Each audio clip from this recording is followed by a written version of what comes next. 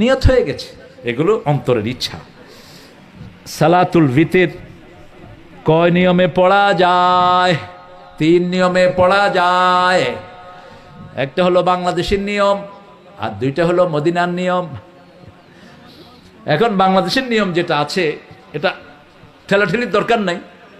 কেউ যদি রেগুলার ভিতর নামাজ ছেড়ে দেয়, ইমাম মালিক রাহিমাহুল্লাহ বলছেন তার সাক্ষী গ্রহণযোগ্য না, তার সাক্ষী গ্রহণযোগ্য না।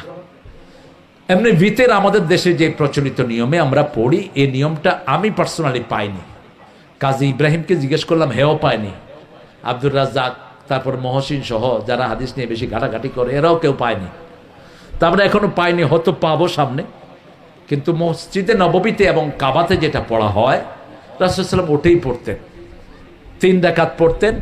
রাসূল সাল্লাল্লাহু আলাইহি ওয়াসাল্লাম বলেছেন আরেকটা বর্ণনা নাসাইতে, যে তোমরা ভিতর মাগরিবের মতো পড়ো না। কিসের মতো? মাগরিবের মতো পড়ো না। মাগরিবের 2য় রাকাতে আমরা কি করি?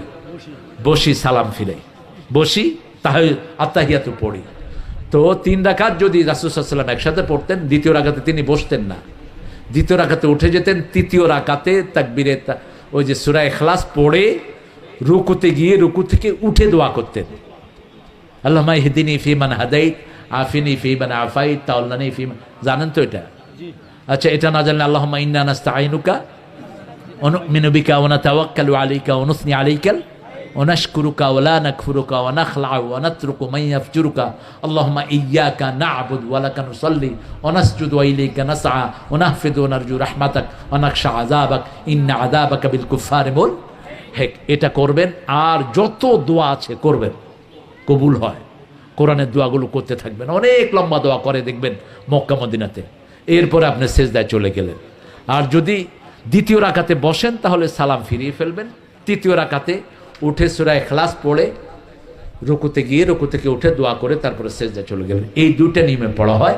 রাসূল সাল্লাল্লাহু আলাইহি ওয়াসাল্লাম কখনো ভিতর 3 রাকাতই বেশি পড়েছেন। ইযা খাশিয়া সুবহা ফাআওতারা বিরাকাতিন, যখন ফজরের ভয় করতেন, বুখারীর বর্ণনা, তিনি 1 রাকাত দিয়ে পুরা সালাতটাকে বিতির বানায় দিতেন, পুরা সালাতটাকে বেজোড় বানিয়ে দিতেন। আল্লাহ নিজে বেজোড়কে পছন্দ করেন কে? ইন্নাল্লাহা বিত্রুন ইউহিব্বুল বিত্রা। এখন এটা নিয়ে কিলাকিলির কোনো দরকার নাই। এখন খাড়া থাকে, কয় বানমু না, কি করবি কর, এমনে